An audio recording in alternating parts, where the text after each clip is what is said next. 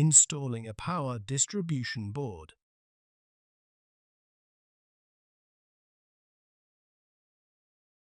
Align the bottom connector on the power distribution board with the corresponding connector on the system board assembly, and then push the power backplane in until it is firmly seated. Connect the sideband and power cables to the power distribution board.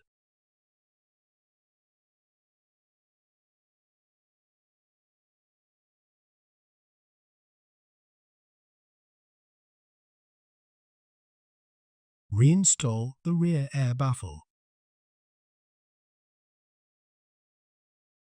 Reinstall all the PCIe risers. Route the cables through the rear air baffle.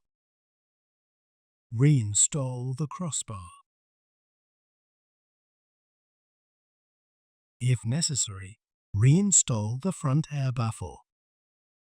Reinstall the rear top cover.